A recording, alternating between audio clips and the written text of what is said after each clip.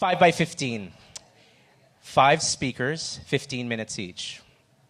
So 15 minutes, no longer than 15, no less than 15. I will keep time. But where did this amazing idea come from? So it started in London, and it spread to Milan, to New York.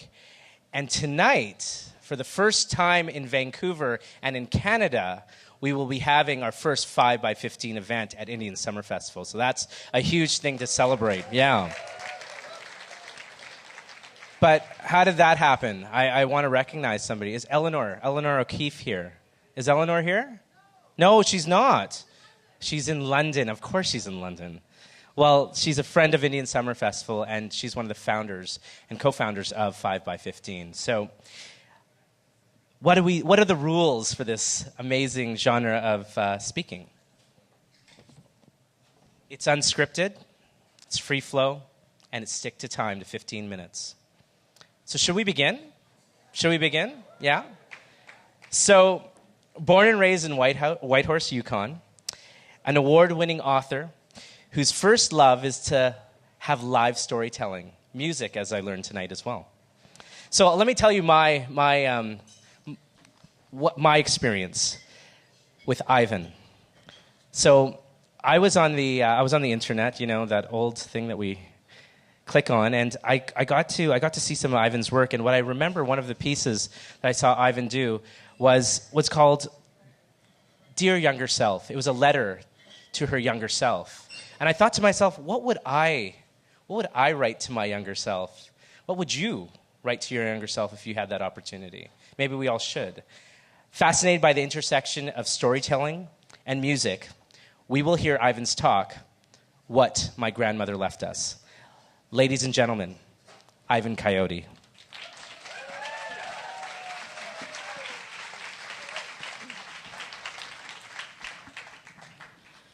Hi, everybody.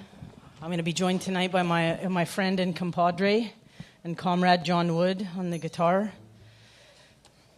John and I have made a couple of records together, and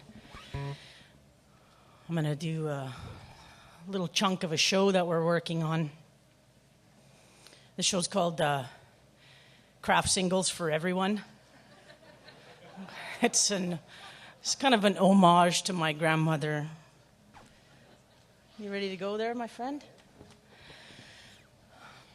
So my grandmother, may she rest in peace, she was prone to these very strange acts of ritual, and she performed them sort of routinely, and she taught us all of her 5 children and her 9 grandchildren, to do likewise. And none of us ever really questioned any of her habits until we got much, much older.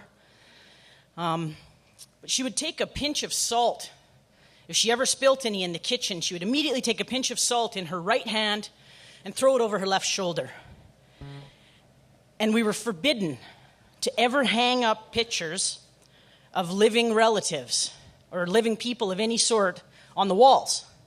She had this belief that if there was an earthquake or a tremor or even maybe a drunk guy just kind of bumped into it with his shoulder and knocked it to the ground, it would bring an early demise upon the living person in the photograph.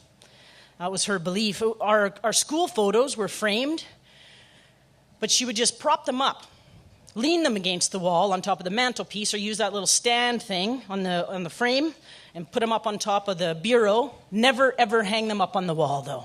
Hanging up pictures of already dead people, totally fine. You were never to place a hat upon a bed for some reason. And I'm not sure whether this would curse the hat or the bed or the hat wearer. That was never made clear to any of us, but you just did not do it, okay? And if you ever bought someone a wallet or a purse as a gift, you had to go down to the bank before you gave it to them and get a shiny brand new penny and tuck it inside, or you were forbidding them. You were committing them, actually, to bad luck, bad financial luck, for an undisclosed period of time, right? So no hats on beds, no living relatives on the walls, no empty wallets. Yeah? And no questions. No questions. That's just how you did, okay? And I guess at the time we all thought it was sort of a Catholic thing. That's what we figured. And the Catholics, they have this saying, yours is not to wonder why. I believe it was invented to quell dissent of all sorts, actually. Yours is not to wonder why. Yours is just to do or die. So I'm sure we wondered, but we never asked, right? And so it wasn't until I started interviewing her at length for what my family, in 2003, I started interviewing her for hours at a time for what my family had taken to calling my little art projects, that she began to show the dusty corners of her life story to us, the real story. See, she had been taught to lie about who she was, because I guess it wasn't a good idea to be half Irish traveler and half Roma or Gypsy in London, England, during Hitler's rise to power in the Second World War. It was better to just be an English girl, even a poor one. So that is what she always said that she was. Fear of being unwanted, of being the other, of being disposable. That is the greatest tool for forced conformity we have ever invented as a race of people, right? It was a powerful enough tool to sustain a lie like that across an ocean, even down through all those generations, even in the last years of her 90 years of life, even sitting at her own table in her special chair, at her, with a cup of hot tea sitting right in front of her, even then, the truth of her still came out in just these little shy fits and starts, but I was there to hear it, to write it down, to save it from the dark. She had this New Year's Eve ritual. I don't know where it came from. Maybe it was passed down to her from her secret people. Maybe it was a Roma thing. I don't know. I guess I'll never know. But what she did was she would take one log of firewood, small log of firewood, and a fistful of silver dimes that she would collect up all year. Back then, dimes were still made out of real silver. Remember that? And she'd put them in a Crown Royal bag along with candlesticks, silver candlesticks, her silver and turquoise ring, anything silver. And then she'd get a loaf of bread, and then she would pick someone from the party. Had to be a young man, unmarried, I believe, with brown hair. And that person would lead a contingent of revelers in a run 3 times around the house, clockwise, carrying those 3 items. So we would run. We would run. Me, sometimes wearing my parka over top of my pajamas, following my aunties and my mom, who were always drunk on white wine or maybe gin and tonics. And they would be like laughing and slipping on the ice until Deb Walsh from up the street peed a little in her gabardine pantsuit, our breath collecting into ice on our eyelids from the Yukon cold. And then later, I would run as a teenager wearing just a Lee Storm Rider jean jacket and bald tennis shoes and no mitts on because I thought it was cool. In all that cold, we all thought it was cool. And then later on, still I would run as a young person out on my own, run around and around my beat up but beloved little attic suite in that house that eventually burnt down. 14 years I ran around that house until it was no more. The firewood, it's to represent warmth, a safe roof, shelter. And the silver, that's for prosperity, good work, given and done. And the bread, well, the bread. Well, the hope is that you'll break it and share it with your loved ones. So you run to conjure up these things to invite warmth and wealth and plenty into your new year, into your home. So a couple of years ago, at New Year's, my wife Zena and I, we threw a party at our house, and I wasn't really planning on it, but sort of at the last minute, around 9 o'clock, I just kind of got the idea. So I called up my friend Cynthia. She's the only person I actually know in Vancouver who still possesses a working fireplace. I asked her if she would bring a couple of prime pieces of kindling with her. And then I inherited my grandmother's love of the pre-1968 real silver Canadian dime. So I had a fistful of my own squirreled away, and I tucked them into my own faded Crown Royal whiskey bag. Good for marbles, good for so many things. And I stuck a candlestick in there, and some jewelry, and an antique spoon. And then I procured a leaden loaf of gluten-free sunflower flax bread. Weighed about 8 pounds. Got it out of the freezer.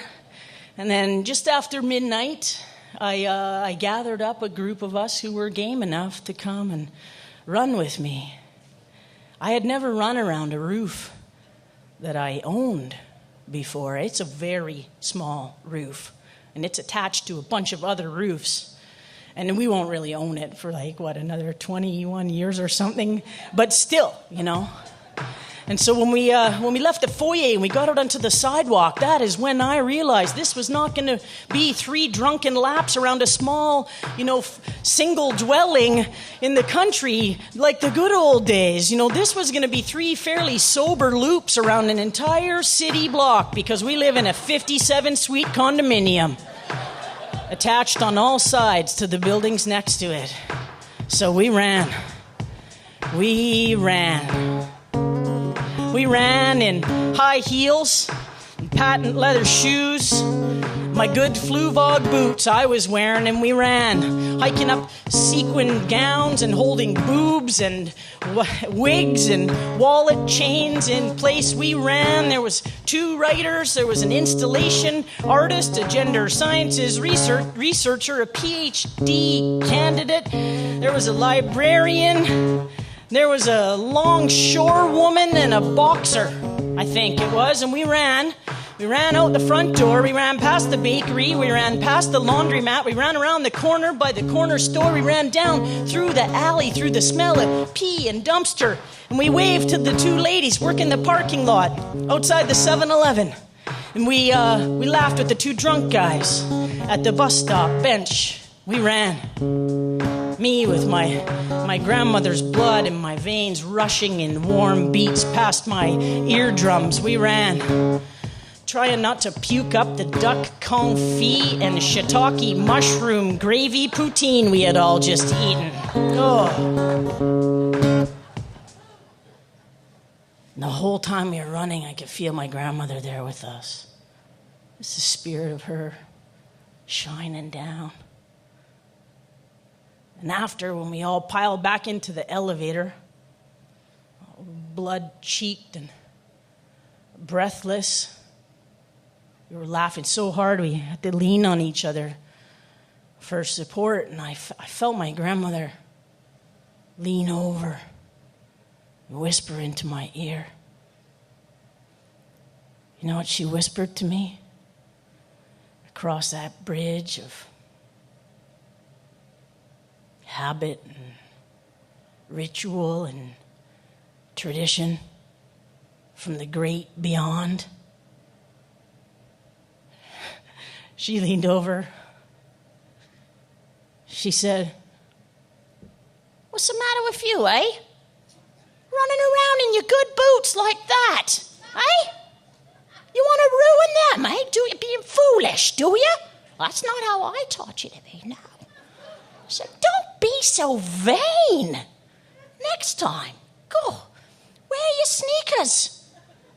Why do you think they call them running shoes? You run in your running shoes. That's what they're made for. God.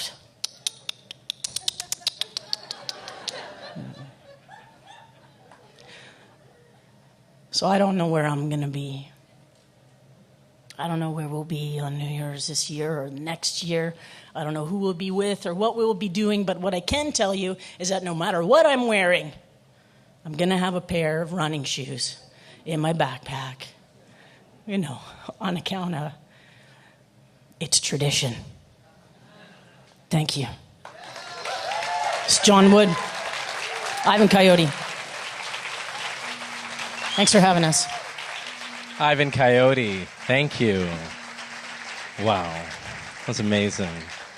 Thank you.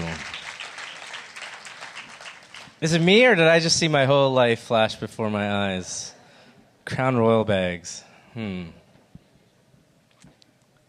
What did you guys think? Please. Yeah. Remarkable. 5 by 15. And you know, you were right on time, too. Like, you're awesome. That was amazing. I'm the timekeeper for the tonight, everybody. Just so you know. Official news there. Michael. I got a chance to do some interviews last year. And I got to interview a gentleman from the Haida Gwaii. And in that process, I got to see the art and the culture. And when I was researching Michael Yahgulanaas from the Haida Gwaii, who's going to be speaking next, I got to see those remnants of amazing work, history, and a culture that I was not aware of, that was just very close to us. Raised in the Haida Gwaii, he began working as an artist after many decades in the leadership of the Haida Nation's successful campaign to protect its people, indigenous culture, and environment. I'm very, very excited to hear Michael's talk tonight. He's going to speak on why Indians matter. Ladies and gentlemen, Michael Yahgulanaas. Thank you. Oh, what an entrance.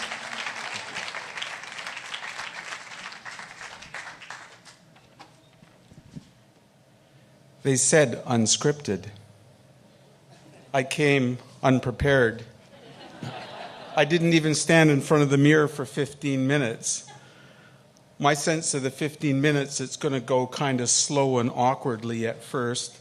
And then gradually, as we get into a groove, we start connecting, I suppose. I think it will go faster. I suspect that the last 3 minutes are going to be condensed and hurried. So I need your help. And I'd like you to give me a 5-minute signal and a 10-minute signal and a 3-minute signal, because I'm going to try and cover some ground.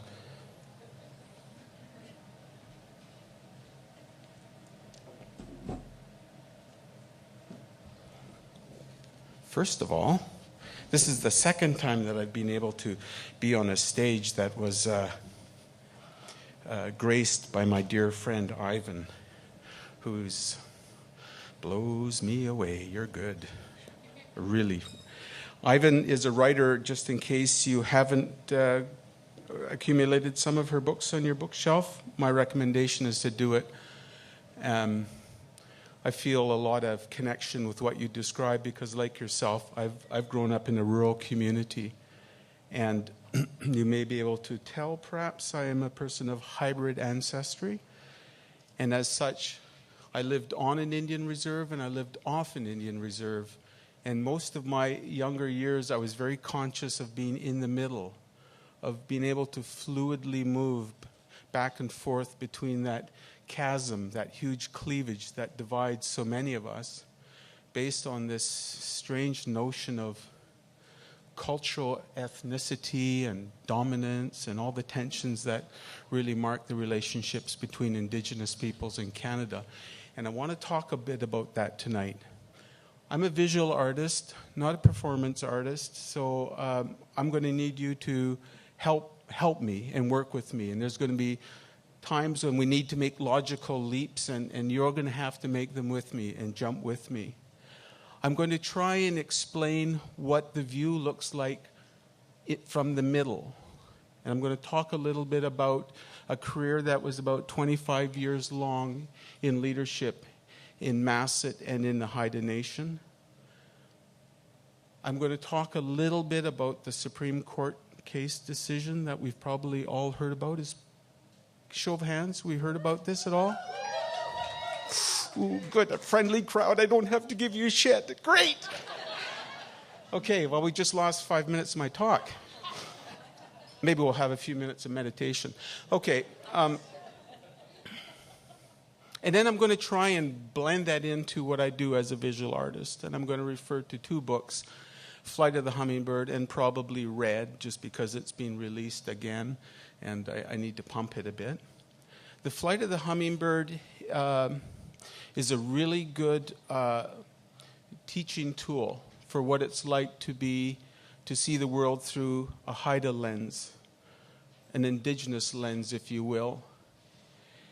And it is strangely and unfortunately absent in a Canadian world. So I'm going to talk a little bit about Canada, born from the loins of the world's most aggressive and militaristic society, England. A country that has military activity in all but 22 of the current nation states on the planet. I want to talk about Canada, this Western democracy. I want to talk about it as a Haida coming from a society where we don't have kings and queens. I'm going to talk about the role of an individual in Haida society and the obligations of that person to the group, because I think it's a useful message for those of us who call ourselves Canadian citizens. The forest was on fire. All the animals fled before the raging flames, except for a small bird. The hummingbird darted over to a small stream, picked up a bead of water, flew back over the flames, and dropped the water again and again and again. Until finally the bear looked up at the hummingbird and said, "What are you doing?" Bracket, stupid? Close brackets. And hummingbird said, "I do what I can." That is the obligation that I grew up with as a Haida citizen. And it's interesting that in this story, this very ancient story that I ripped off from the Altiplano in Peru, we never know whether the hummingbird put the fire out or roasted up into a little kebab in the sky. Because, my friends, it's really irrelevant. When we took to the blockades in 1985, we didn't really know how it was going to work out. Us and the 50 policemen who were staying in the logging camp just around the bend, we didn't think what life might be getting busted for contempt of court, which, as you may know, is the most serious charge in Canadian law. You don't piss the courts off around here. They throw you in the slammer pretty quickly. I mean, you can go out and kill somebody. You can maybe steal some property, but you don't disrespect the courts. And we never thought that far because we were on the line doing what we can, and it's process-driven. It doesn't matter whether the fire is put out, and it doesn't matter whether we die in the effort before us. It's committing ourselves to becoming involved. I flew down here on a plane and came here on a boat. And yesterday, in the company of new friends over in West Hastings with Originated, Sen and David Wong, and we talked about this city here. And Originated compared this city to the creative creativity of his New Delhi home or his Goa home. I think that was what he was referring to. We talked about how the streets are laid out. I mean, they're nicely sectioned out and blocked off and controlled and engineered, and we don't have anything to do with that as individual citizens. And I want to push this a little further and say, and if we see a crime being committed across the street, the best we might do is to call somebody to become involved. Or if we send our neighbors' children over to do violence to somebody else on the other side of the world, we don't really get involved because isn't there a ministry for that sort of stuff? And if we see somebody who's hungry on the street, don't we kind of think that maybe there's somebody that's going to take care of that? What I see from a hybrid perspective is that in Canadian society, it's all about specializing and removing the responsibility that we have as an individual to the group. There's a policeman to take care of that crime scene. There's a charity that's going to feed those people. There's a federal government that's in charge of what happens to overseas, far away, when we send our troops out there to become deeply injured and to do violence somewhere else. And that is so strange from a Haida perspective, where you have to assume responsibility for what's going on in the community. Now, I think, how am I doing for time? I'm good. I like that. One more minute till the first 5?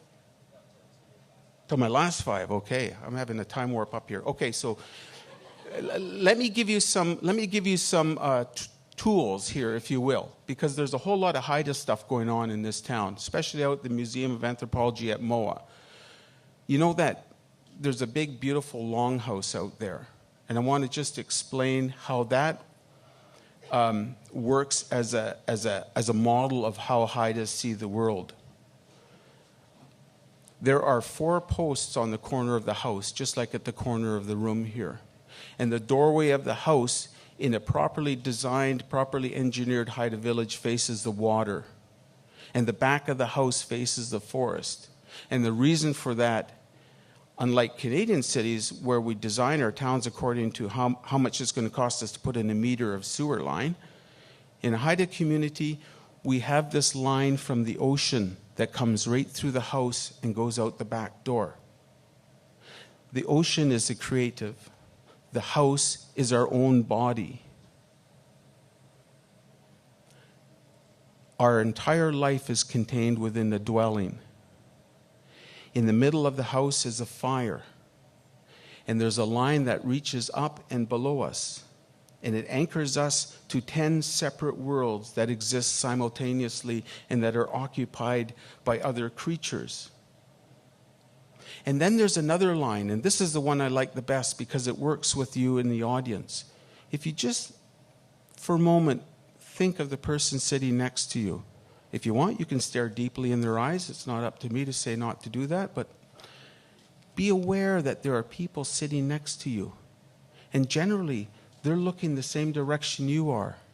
And that's how a Haida village is set up, houses side by side. And there is a line running between each and every one of us that connects us. That's a societal line. This is the creative line out to the ocean. This is the cosmic line.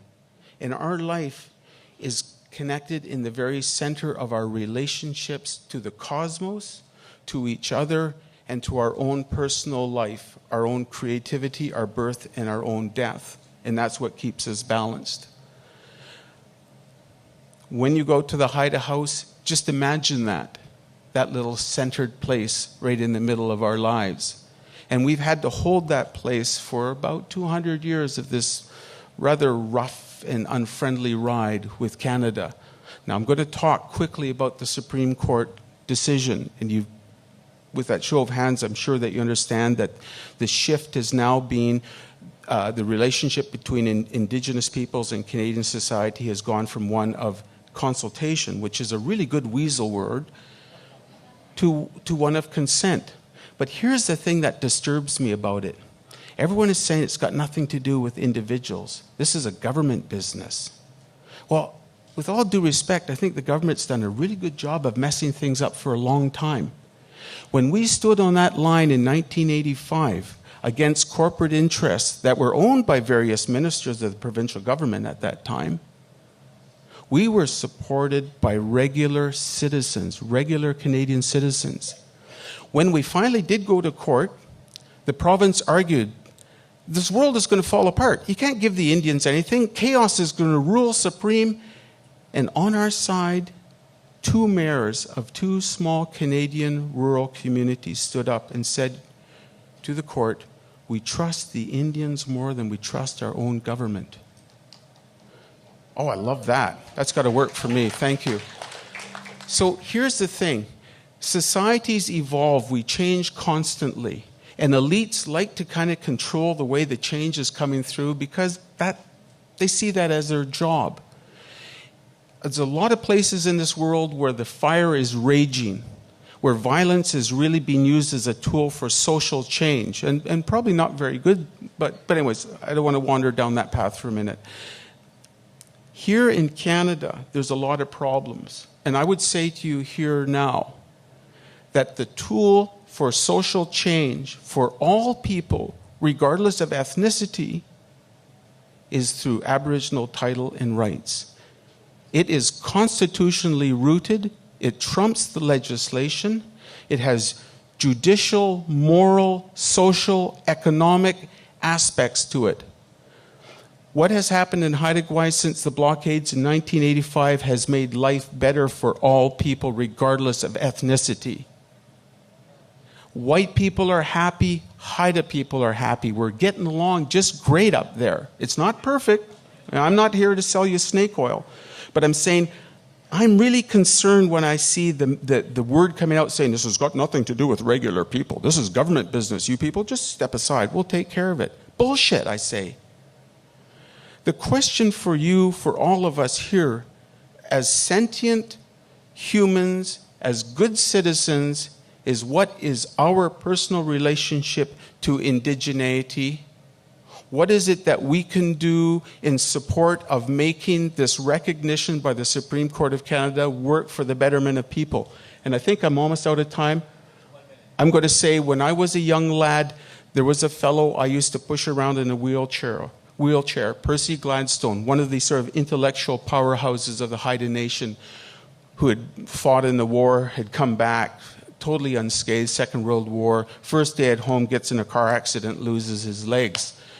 So he spent a lot of time thinking about the world. And I remember him being at a logging camp meeting with a whole bunch of loggers, and Percy said, the resolution of land claims, is what they called it at that time, I'll say, the resolution of Aboriginal title and rights will mean that those people in the room will have rights to their homes. It won't belong to the bank. It won't take 21 years to pay it off. And what he was saying was that it becomes a tool for all of us. But in order for it to become a tool from all of us, we've all got to work together and be on the same team. So, I guess I just want to say, well, there's many things I just want to keep going with, but I'm going to leave the stage in a few seconds, and I just ask for you to think of that question. What is your personal relationship to local indigeneity? Claim it. Be like a Haida and do what you can. The model that we're working with here is one of Western kings and queens, and they've been living on a castle and telling us lads and lasses down at the bottom of the hill that we are subject to their domination, control, and better governance. And it's just messed things up somewhat terribly. So,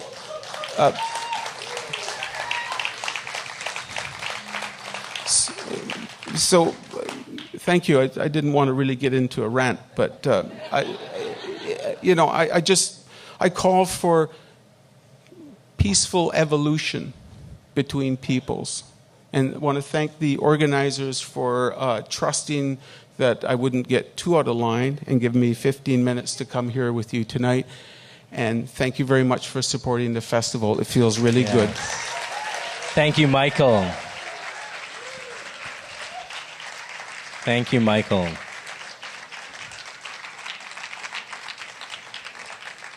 Thank you. From one Indian to another, that was amazing. Thank you.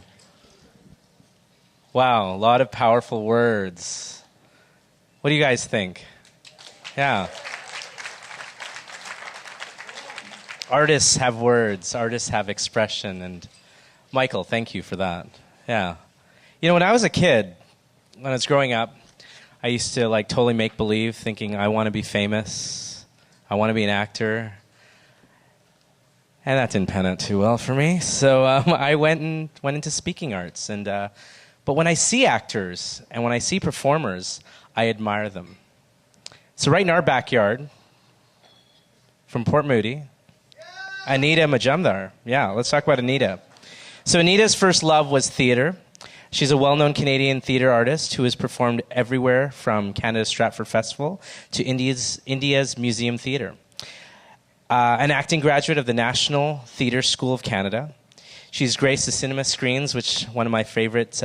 It's great to see someone from your area of the world do something amazing. She was in Deepa Mehta's film, Midnight's Children. This woman is a true artist, a true performer, and I'm very impressed by all her accolades. And I would like to invite her up to speak. And her talk today will be about cooking stories with only half the ingredients. Ladies and gentlemen, Anita Majumdar. Thank you.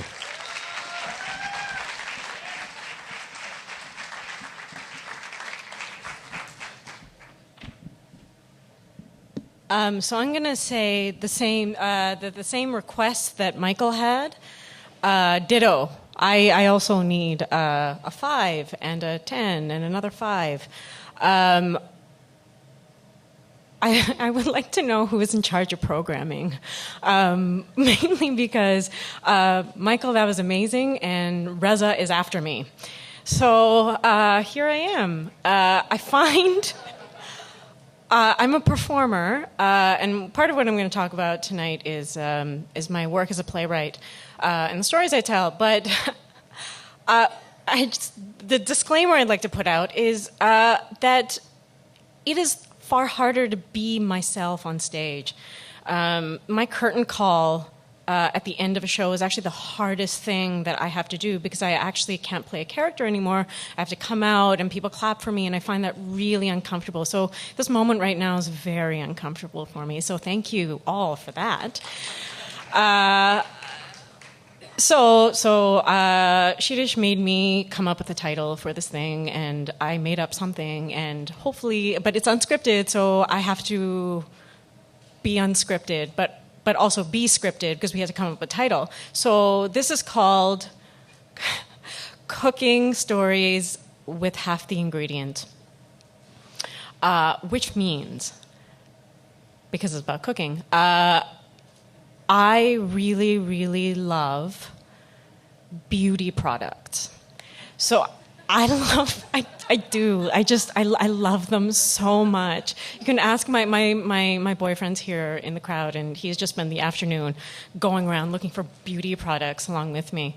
And the thing is that I come from a really frugal household.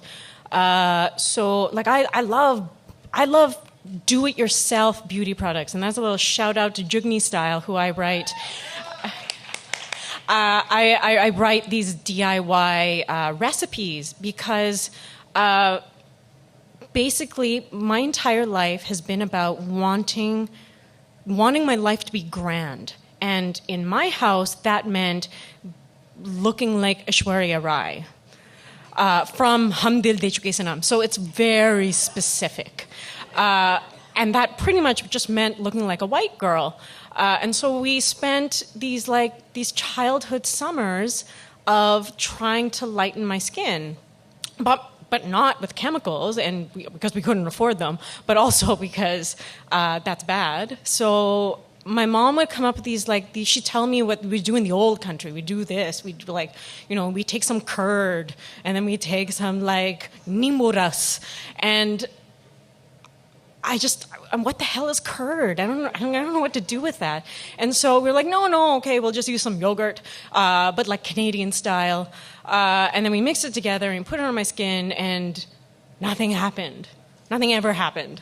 But we kept at it. We scrubbed it off. And to us, looking like a white girl or Aishwarya Rai from Hum Dil De Chuke Sanam meant having fair skin and light brown hair. And so my mom had said, okay, well, we should put henna in your hair. And then, well, where are we going to get henna? And at this time, like, we live really far away from Main Street. So we're like, where are we going to get this henna stuff? So we just got coffee grinds and olive oil and a little bit of nimburas. So it was like our made-up sun-in. And we put it through my hair, and again, nothing really changed. And it was so frustrating because I still just look like me. And that's the thing. On top of loving beauty products, I love Bollywood, and I thought I'd outgrow this. And I'm the age I am now, and I still really love Bollywood, and I'm waiting to outgrow this. But to me, I wanted everything to be grand like Bollywood. But it never was. My hair was the same color, my skin was the same color. And I led my life this way. I went to the National Theatre School, and I decided I was cooking for the first time, so I wanted to make butter chicken, but I wanted to make it in a grand way. I wanted to make it the way they made it at Himalaya restaurant, which I realize is maybe not the highest bar. But anywho, I wanted to make it that way. I wanted like the kid on the box, Babla's kid, to be really proud of me. So I made my butter chicken, and this is the problem. It tasted good, like if I do say so myself, but it didn't taste like butter chicken. It tasted like something else. It always turned into something else. This has been like the theme of my life, is that I go about trying to do something, and it's good, but it's not that. Like I draw drawings of Aishwarya Rai from Hum Dil De Chuke Sanam, and I was like, I had these visions of what it would look like in charcoal, and it was nice, but it didn't look like her at all. I remember I was at UBC, and there's a little shout out to Naveen Giran. We used to do these UBC dance shows. And so we decided we were going to dance Nimbura from Hum Dil De Chuke Sanam. But she does this move in the middle of the dance in the instrumental section, and she's a really good dancer.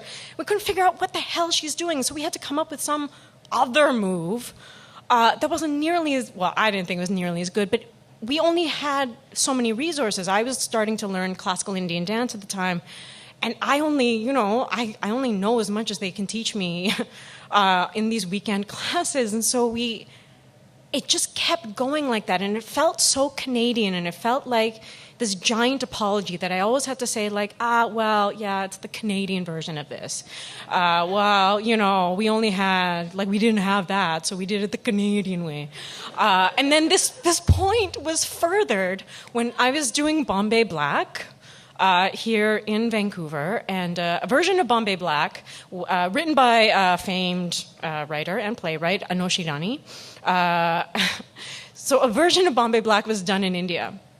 And there's someone who produced Bombay Black, a notable person, let's call him Manik Davar. He had done the show, and he came to our dressing room, and he came up to us, and he was like, yeah, so your production was very Canadian. And I was like, oh my God, when will this stop? I want to be Indian. I want to be Aishwarya Rai, which is ironic because she doesn't actually look all that Indian. But I want to be grand. I want to be Indian. I think that's the bottom line, is I've always wanted to be Indian. I'm Canadian, and I was so angry at my parents for bringing me to this country because I just wanted to be Indian. That was my life story. I want to be Indian, but I'm not. So then, fast forward to me writing a play called Same, Same, But Different, which just had its premiere earlier this year, both in Toronto and Calgary, which is it's a bit of a tribute to those childhood summers that my mom and I spent trying to lighten my skin. But it's a Bollywood musical, so it's a Bollywood musical, and me and Subha Sankran famed composer Subha Sankaran from Auto Rickshaw. She was the composer of the piece. How am I doing for time? Awesome. Wicked. So Subha and I sit down in her living room and we're trying to figure out, like, how do we do this? So it's a Bollywood musical. You have to have Bollywood songs. We need Bollywood songs, but we have a Canadian budget. And for theater, which, if any of you are familiar with arts budgets, it's like a pile of compost and maybe a bag to carry said compost. So we're sitting there thinking, well, what do we do? Like, how do we make a Bollywood music? I'm not backing down on this Bollywood thing. So what do we do? How do we make Bollywood songs with the resources that we have and still let people know that this is a Bollywood show? So what we did have was we had 2 voices, a mic, and this wicked computer program. I don't know if you guys know about this. You should really get it. It's called GarageBand. And then we made this. Alex, please.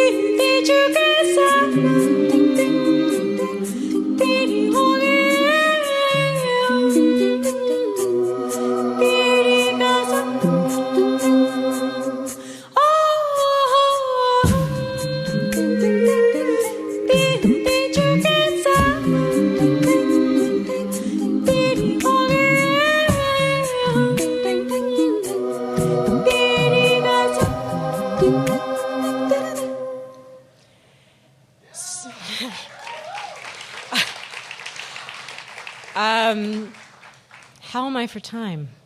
Awesome. So this is all to say, I've always been attracted to beautiful Indian things. I've always wanted to be one. I wanted that beautiful Indian things to be around me all the time, except I lived in Canada. And it's an aesthetic that I ended up taking to the theater with me. And it was never my intention to, I guess, capitalize on being Indian. It was that's how I thought. That's how I continue to think. I think in Bollywood song and dance sequences. I wish my life was actually like that, but it is not. And so I just do that on stage instead.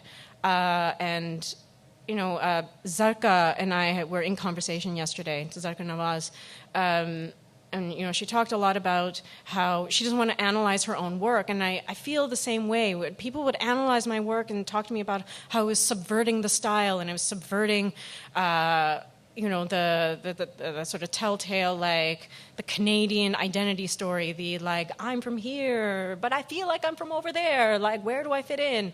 And I didn't know I was doing that, and I still don't really think I'm doing that. I think of dances, and I think of the song, and then I make it up, and then I build a plot around it. What I realized I ended up doing was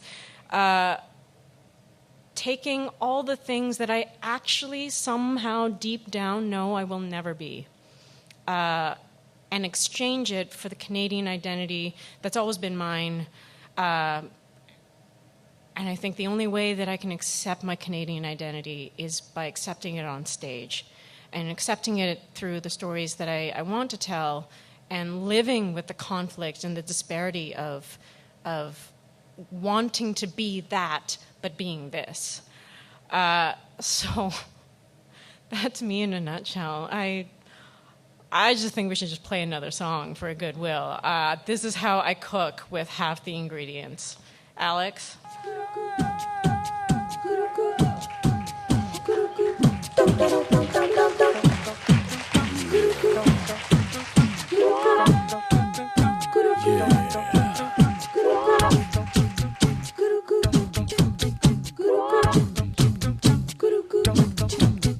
Anita Majumdar, ladies and gentlemen.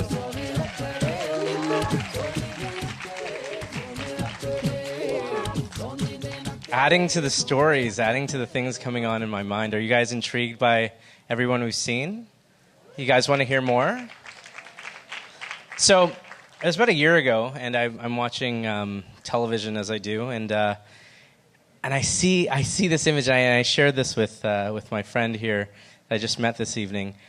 I see this Fox reporter. Now, do you guys know who I'm talking about here? So, this Fox reporter, news anchor, we'd like to, she got a really high-paying job, grill this intelligent man about why he wrote something and how he was qualified to write this and why would he do this. And it was, did you guys know what I'm talking about? Did you guys see this? Yeah. So, and I was like, I walked away. I go, that guy is the coolest guy on earth. And if I get a chance to hang out with this guy, and I had a beer with him earlier this evening. Ladies and gentlemen, born in Iran, he lives in Los Angeles, Reza Aslan, best-selling Iranian-American writer.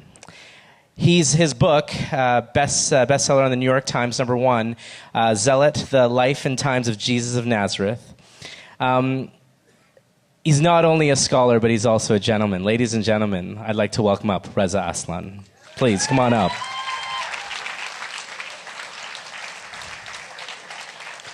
You can jump right up here. Wow, sorry about that entrance. I was up in the balcony where all the fun is happening. Yes. All right. This used to be a porn theater, and the balcony is still sticky. Hi. I'm the foreigner for the evening. When you make a living writing about religion and politics, you're doing so, based on the two topics that you're not supposed to discuss in proper company. Good thing you guys do not look like proper company, so that's... And no wonder, right? Because, when you look at these two things, they're pretty loathed topics, politics and religion. With politics, it's true definitely on both sides, in the U.S. and in Canada. Stephen Harper, Jesus Christ, Stephen Harper. Or as we in America call him, the polite George Bush.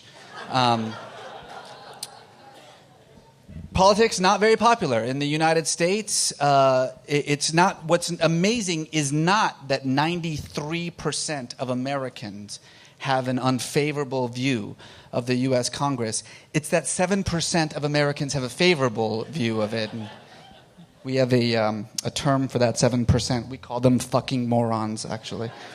And then religion, obviously, religion... is not the most popular topic when you look at what's going on around the world, even today in Israel, Palestine, and you sort of understand where you hear these people talking about how religion is responsible for the great violence and disaster in the world. I always have to remind people that secularism has been pretty good at killing people too. In fact, the last 100 years of human history has not only been the most bestial century in human existence, but it has been so precisely because of secularist ideologies like nationalism and fascism and Marxism, communism, Maoism, Stalinism. These are atheist ideologies that have been responsible for the deaths of tens of millions of people. So it turns out we'll just kill each other for any reason, be it religion or nationalism or ethnicity or tribe. But you totally understand when people decry the role of religion in politics, when they talk about how the key to peace and prosperity and understanding is to separate religion and politics, and I totally understand that. It makes sense when you think about it. The problem is that we have a false understanding of what religion is. You see, religion is not about beliefs and practices. Religion is not about the things that you believe or the rituals that you go through. Religion is far more a matter of identity than it is a matter of beliefs. This is true, by the way, of all religions in all parts of the world for all time. I'm American, so I have to sort of use the American example. In the United States, if you listen to the polls, about 70% of Americans called themselves Christian. 70%. 7 out of 10 Americans. I want you to think about that for 1 minute here. 7 out of 10? Really? 7 out of 10? 7 out of 10 Americans go to church on Sunday. 7 out of 10 Americans read the Bible on a regular basis. 7 out of 10 Americans can tell you anything about Jesus except that he was born in a manger and died on a cross. Of course not. The vast majority of that 70%, when they say, I am a Christian, are not making a faith statement. They're making an identity statement. And that's true whether you call yourself a Hindu or a Buddhist or a Muslim or whatever. Religion is about identity, not about beliefs and practices. And as a matter of identity, it encompasses every other aspect of your identity, from your politics to your economic views to your social views. It's about how you see yourself in the world. It's about how you understand your role in this indeterminate world that you live in. And so, this notion that seems logical in your mind, it makes perfect sense. Remove religion from politics and everything will be fine. After all, politics is about compromise. It's supposed to be about compromise. Religion is about absolutisms.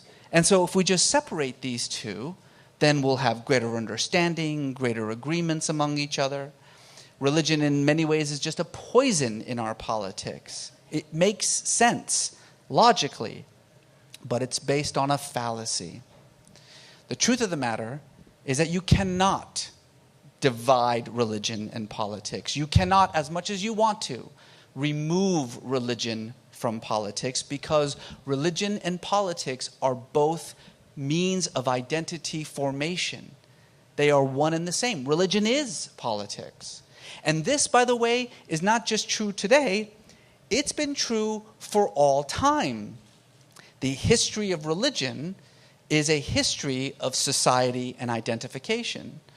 Your religion was your tribal affiliation. Your religion was your citizenship, your nationality. Religion has always been about community formation, about figuring out who is us and who is them. But that's precisely what politics is about as well.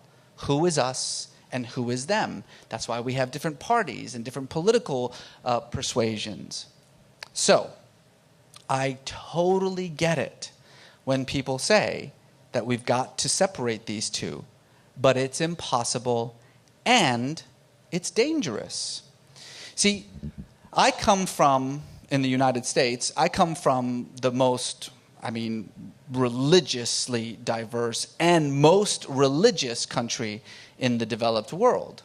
We are a country that we constantly talk about how, we were founded as a Christian nation and that we have Christian values and Christian morals at the heart of our Constitution. And by the way, the people who usually say that the loudest are the people who are usually using Jesus to, stop welfare and get rid of immigrants, things that Jesus himself would never have talked about. And in fact, if you listen to a lot of politicians in the United States, you would think that all Jesus ever talked about was guns and gays. That's really the only two topics that Jesus ever talked about, guns and gays. But we give those people an opportunity to take part in the political process. We give them an opportunity to advance their ideas, to make sure that everyone gets an opportunity, all the people get an opportunity to actually vote on whether they agree with those notions. That's not the case in large parts of the world. When you look at, for instance, what's happening in Egypt, where people espousing a religiously political view are being violently oppressed. Everywhere in the world in which that has happened, in which religion has been forcefully excised from government, from politics, the result has been the radicalization of religion.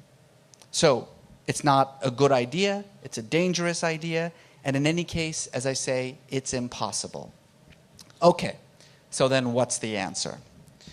The answer isn't removing religion from society, because that's not going to happen. The answer is that if you want to actually confront religious violence, the only force that can do so is religious peace. The only force that can confront religious misogyny is religious feminism. The only force that can confront religious bigotry is religious pluralism. We talk so often about the catastrophe of religious violence, of religious conflict around the world, and we pretend that we can get rid of those conflicts if we just remove religion from the equation. But religion is not going to be removed from the equation. We've been talking about the death of God for 100 years. At the beginning of the 20th century, 1/2 of the world's population identified itself with one of the 5 major religions of the world: Judaism, Christianity, Hinduism, Buddhism, Islam. 100 years of social progress, of scientific advancement, of secularism, that number is now 2/3. God is not dead, no matter how much we wish he may be. He is very much alive. So, my advice to all of you who are worried about the state of conflicts around the world, those of you who recognize that religion often plays a pretty profound role in these conflicts, my advice to you is to shout louder than the fanatics, to be more present than the extremists, because the only way that we can ever combat religious conflicts in this world is if people who are dedicated to religious peace speak as loudly, as confidently, and as strongly as those who speak in the name of religious violence. As my people say, as my people say, inshallah. Thank you.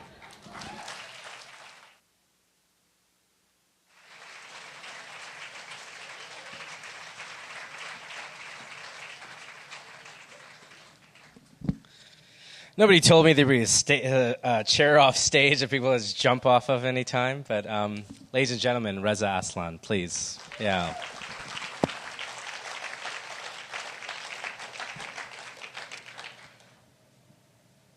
Last but not least, we have an amazing speaker coming up here, Zarqa Nawaz. Do you guys know who Zarqa is? Want me to tell you? Yeah. Amazing woman. Born in Liverpool, grew up in Brampton, now lives in Regina. That alone is a big conundrum right there for cultural identity, I'm sure. A former CBC journalist, a mother of 4. She's written a book, Laughing All the Way to the Mosque. She bridges cultural gaps through personal experience. I remember seeing Zarqa on the George Strombo show, and she's telling about her experiences growing up, and it was refreshing to see her views and showing her Muslim point of view within her own life and on her own show. Ladies and gentlemen, putting the fun back in fundamentalism, Zarqa Nawaz. Ladies and gentlemen, thank you.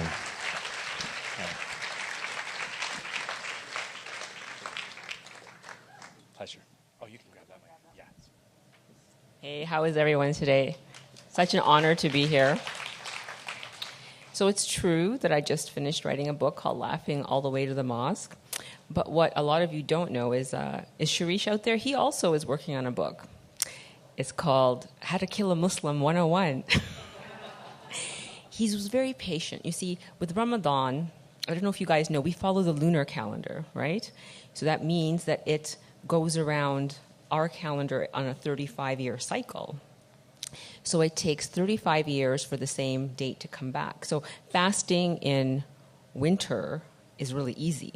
But he was really, really patient. He goes, I'm going to wait before I invite Zarqa Nawaz until it's at the longest time of the year.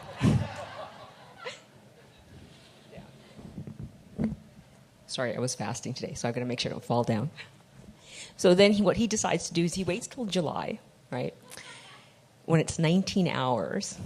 And he's like, I'm going to wait. I'm going to do the festival in Vancouver, because if she starts fasting in Saskatchewan and flies west, it adds an hour to the fast. And I was like, but Sharish, like, you know, it's going to be exhausting. And he's like, and then we're going to wait until nighttime, right at the very end, when Muslims are the closest to death, right? And then we'll have you talk. And I was like, can I use a piece of paper? No. It's going to be unscripted. And I'm like, what's the topic? He's like, putting the fun back into fundamentalism. And I was like, but I'm not having a lot of fun in Ramadan. Because you're going to be fine. This isn't like a TED Talk where you have to save the world. Just make people laugh. So here I am, you guys. I survived Sharish. I survived fasting the whole day, and I've come to you guys today. And, you know, I'm just kidding, by the way, for Sharish. I was his guinea pig, and Muslims are allowed to eat guinea pigs, even though the word pig is in them. But, you know, I'm only saying that because I have Ramadan brain, and I'm really, really hungry. Right? But he wanted me to talk about putting the fun back into fundamentalism. And it got me thinking, like, why is it that I like slogans so much? I have a thing about that, right? I think, you know, my slogan for Ramadan this year is, Muslims, you know, let's put down those deep-fried pakoras and those deep-fried samosas, and let's put the slim back into Muslim. Because you can gain a lot of weight this month if you can make up all 3 meals instantly and then some more. So, the thing with slogans is that when you're Muslim, the word that describes you keeps changing. I don't know who's out there that creates the words that describe Muslims. Back in my day, we were known as fundamentalists, but then it kind of changed to extremists. Then it changed to radicals. Then it changed to terrorists. And now I think we're Islamists, right? Which kind of sucks. I don't really know what an Islamist is, but it's kind of like, you can't, what am I supposed to say now? Let's put the slam back into Islamism, because it sounds like some wrestling slogan, right? So I liked it when we were fundamentalists. It was cooler. You could put the fun back into fundamentalism. And the idea for that slogan came from growing up with my parents, you know, and the only way I could describe them would be they're freaky Muslims, like really, really freaky. And they were super conservative, and they would do the strangest things to me. Like, for example, I went to journalism school, and I was taught, my instructor was Stuart McLean. Have you guys heard of Stuart McLean? So I was in his broadcast radio class, and I won the award, the biggest award in radio journalism. And so you go with Stuart to the Telefest Award. There's an official photographer. He's like, stand beside Stuart McLean. You're going to have your photograph taken. And I'm so happy, and Stuart's happy. We're beaming, and I feel this, you know, on my shoulder, and I look around. It's my mother, and I'm like, Ma, you can't be in this picture. And she's like, neither can you. I go, what are you talking about? It's like, if a picture with you with a white man gets out, people will say, what else was she willing to do with him? I'm like, what are you talking about? And she goes, no. My mother lived in the time of Jane Austen. Like, this was her thinking, right? The fate, having a single daughter was a fate worse than death, and she couldn't risk that some Mr. Darcy would come and propose to me, and he'd be like, there's a picture of you hugging Stuart McLean. And then all her hopes would have been kiboshed. I swear this happened. I had to put somebody else there so they can get their picture taken while I stood here. I raged and raged about this incident for years. It was the single most humiliating thing that had ever happened to me. And then I read a book by Nora Ephron. Have you guys heard of the late, great Nora Ephron? She was a journalist and an essayist and a memoirist. She was married to Carl Bernstein, you know, from the Watergate fame. And he had cheated on her while she was pregnant. And how she got back at him was she wrote a comedic novel called Heartburn. And it was about what had happened to her. And that novel turned into a feature film with Meryl Streep. And Carl Bernstein could never sue her, right? Because if he sued her, then he'd have to admit it was true. And so he was stuck now. And it was so brilliant. And Nora said the reason she had done it was because her mom had taught her that everything is copy, meaning that your life is material. So don't cry about it, write about it. And it was brilliant advice. So that's how I decided I was going to cope with my life. I was going to spin everything that happened to me and around me into comedy. So my very first foray into filmmaking was in 1993. I was watching TV, and I don't know if you guys remember the Oklahoma bombing, when it was the Alfred P. Murray building. It was a federal building, and it blew up. It was a horrific crime. Hundreds of people died, children. And Muslim suspects were being arrested everywhere. And I was thinking to myself, oh my God, Muslims, just like, why, do we have to do every evil thing in this world?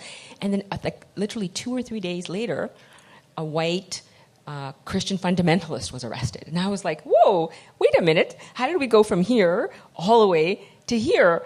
And I got to thinking, and I thought this would make a hilarious, absurdist film. So I came up with this idea. I got my brother and his friend and all the neighborhood's kids together, and we made a film called Barbecue Muslims. And it had 2 Muslim brothers who were sleeping one night, and the barbecue in the backyard blows up. And they're like, what happened? And the entire neighborhood says, oh my God, they must be Muslim terrorists. And the brothers are like, but we haven't even been to the Middle East. How can we be Middle Eastern terrorists? And they're like, no, it was your barbecue. It was your backyard. This is the only explanation. And they're like, but we're Muslim. Islam means peace. We pray 5 times a day. We don't have time for violence.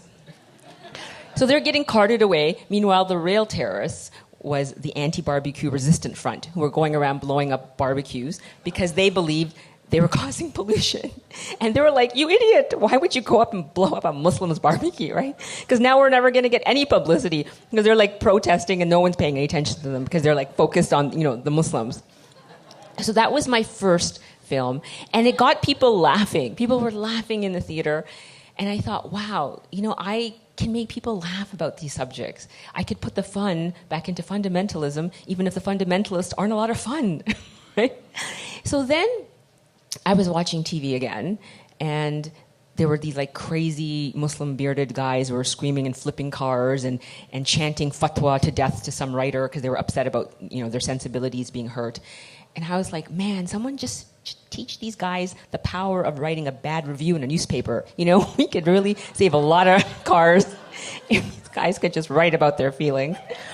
And that's when the idea came to me to write a comedy film called Death Threat. And it was about a woman called Yasmin Siddiqui who writes a really, really bad schlocky novel. And no one's willing to publish it. And she's thinking to herself, I need a shortcut to fame. There's nothing like a fatwa to boost sales. So she decides to go and upset her community and just, get them so angry at her that they'll sentence her to death, except that they keep accommodating her. Like, what do you want? We'll do whatever you want. Just tell us what you want. And she's like, damn it, I need to find crazier Muslims than these guys. So she reads in the newspaper that there's a meeting of the Hamas, men only. So she goes there. She types out her own fatwa of death, a $3 million bounty. She says, I'll just get them to sign it. It'll be perfect.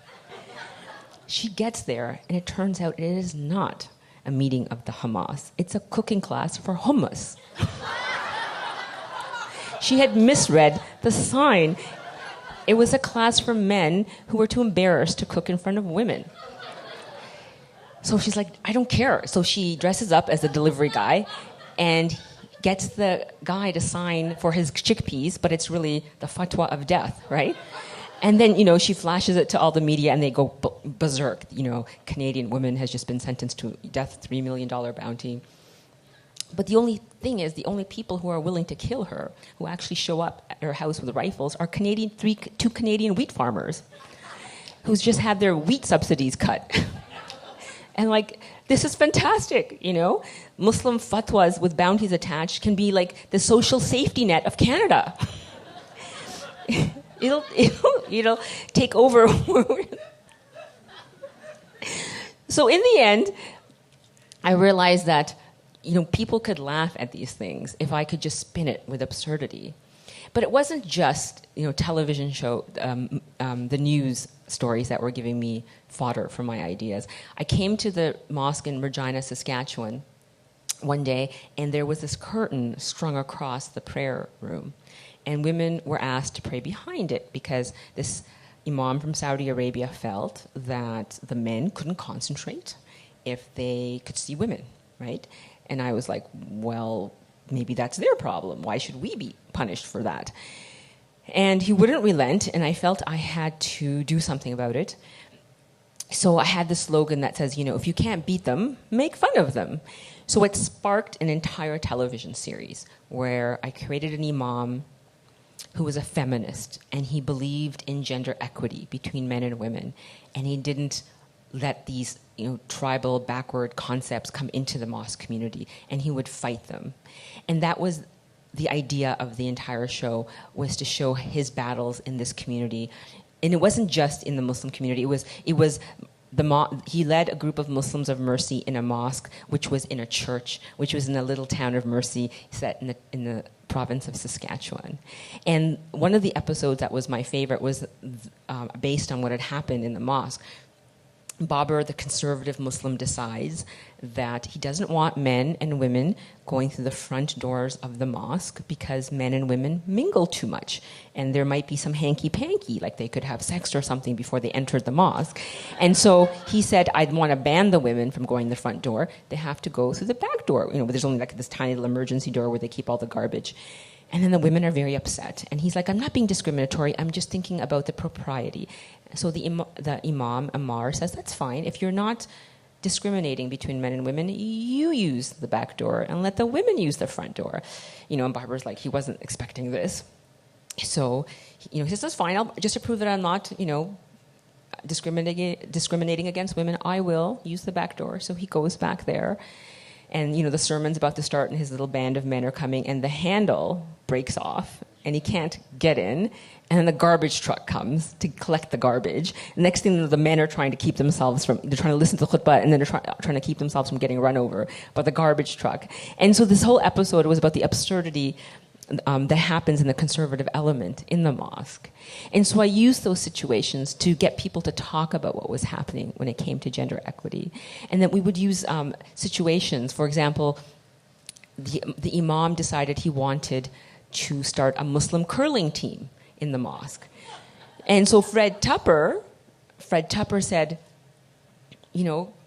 curling, Muslims don't curl. It's like freedom or pork. It's not possible. And so what happens is the Muslims start curling. Fred Tupper's team, who always used to win every year, they're curling. And Ryan, who is the headscarf wearing Muslim woman, decides the Muslim team kind of sucks, and she wants to be on Fred's team because she wants to win. So she abandons the Muslim, joins Fred's team. And Fred's team is like, she is so good, this Muslim woman. Well, we're going to get rid of Fred. So he gets booted off the team. And he's like, what's going on here? So he goes back to the rule book and realizes 20 years ago, they used to ban the nuns from curling in Mercy because their head wraps would get caught, their habits would get caught in the handles. So he enacts the hijab rule and gets Ryan removed from his own curling team so that he can get reinstated. And then Father McGee joins the Muslim team to help them win. So we ended up doing a television, the episode was called Jihad on Ice. And it was how we were mixing up all the genres of curling and religion and hijab and rivalry, and we mixed it all together. And that was the magic of what Little Mosque on Prairie was for me, was taking all the different identities and just putting it in a blender and mixing it and creating something brand new that people could laugh at. Because to me, comedy was the way in. It could get everyone to lower their guards. We could go after all the sacred cows. And we could say, let's just, step back a minute and look at all of ourselves. Ultimately, the show was about how everybody's faith was essentially leading us to the same thing, which was peaceful coexistence. And our differences, were not big enough to divide us, but were those things that brought us together. And that was that was the magic of the show, and that was the magic of putting the fun back into fundamentalism. Thank you very much. Thank you. Wow, Zarqa. Thank you. There are stairs back here if you do want to, yeah. We're very unconventional tonight.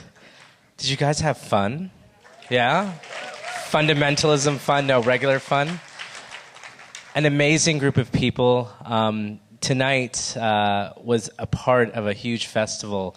5x15, a huge piece of commentary that people are doing in places like London, Milan, New York, and it was brought to Vancouver tonight. And Sarish, Laura, the whole team at Indian Summer Festival. Amazing, amazing. It's been my pleasure to just be fly on the wall, speaking, enjoying, and interacting. I'd like to bring up Sarish and end off the evening. So, ladies and gentlemen, thank you, and good night, and Sarish. First of all, big round of applause for our ever-gracious, perfectly punctual Sharad Khare. Thanks for keeping everything moving and for your kindness towards everybody. So fantastic to see you all out here tonight. I'd like to really, before we get any further, give a big hand to three amazing women who've been doing so much behind the scenes. Anushka Ratnaraja, Rupa Man, Trisha Dulku. Put your hands up, please. There they are. And also, Trisha, you're back there. Raise your hand. I'd also like to thank my partner, managing director, Laura Bispalco, who hates the mic as much as I love it.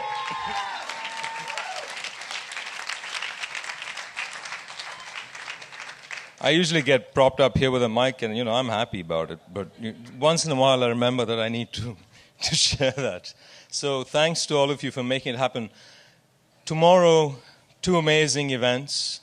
The incomparable Reza Aslan will be back on his own one-man show. Tomorrow, 6 p.m., SFU Woodward's talking about the Jesus of history and the Christ of faith. And this is really what Reza's book is all about. This is what got him into hot water with Fox News. And this is what we're really looking forward to hearing you, Reza. And thank you for coming all the way. Thank you for being with us.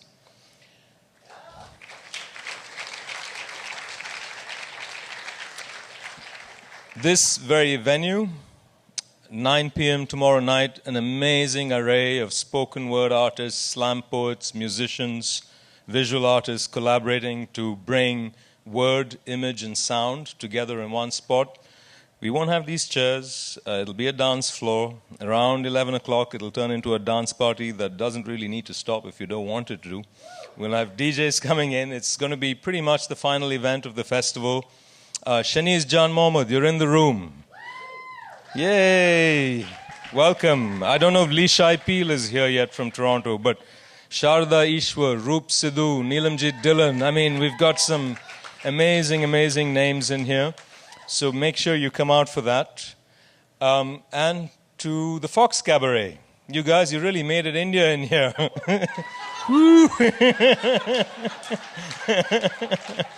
But really, I mean, the love and the care, we've really appreciated this partnership. Reza made mention of its seamy past. These guys took a flamethrower to this place, and look what they did. It's beautiful. The first time I stepped in here, I thought, this feels like a nightclub in Mumbai.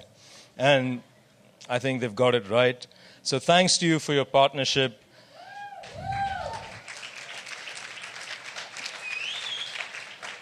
Eleanor O'Keefe in 5x15 in London. You'll probably watch this video because everybody who spoke just now is going to go up on the 5x15 global site. So thanks, Eleanor, for being a part of this Geist magazine. I see Mary Schendlinger somewhere in the audience. Thanks for your support. The Writers' Fest. And Jugni Style. Where are the wonderful women from Jugni Style?